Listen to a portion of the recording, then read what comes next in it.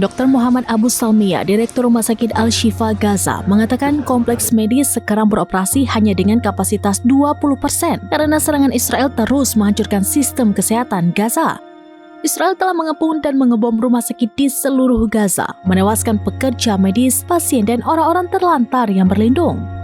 Dr. Salmiya mengungkapkan organisasi internasional berusaha keras untuk memberikan bantuan, namun pendudukan menghalangi masuknya bantuan. Salmiya dibebaskan Juli lalu setelah ditahan oleh pasukan Israel saat merawat pasien bersama staf medis lainnya.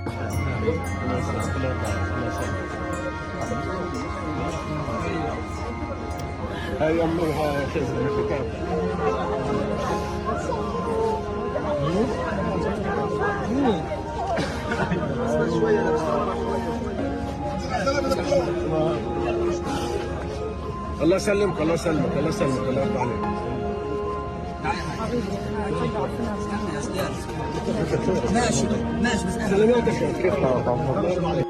Penangkapannya terjadi di tengah klaim militer Israel bahwa Hamas menggunakan rumah sakit tersebut sebagai basis. Israel menggunakan berbagai metode kejam untuk menyiksa warga Palestina yang ditawan dari jalur Gaza. Beberapa penyiksaan kejam dan brutal seringkali menimpa para tahanan Palestina di penjara Israel.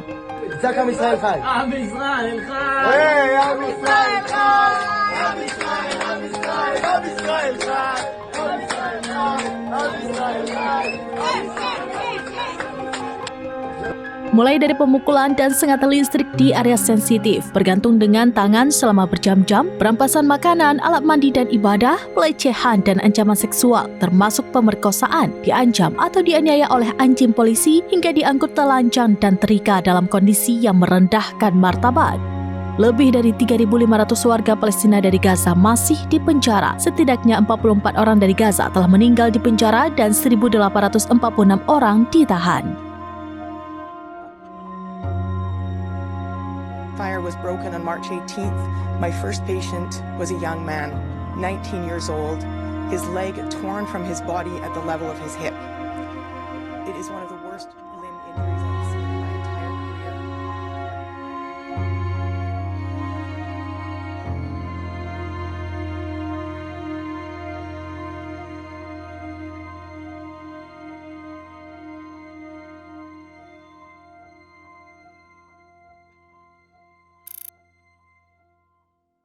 Download Tribun X sekarang, menghadirkan lokal menjadi Indonesia.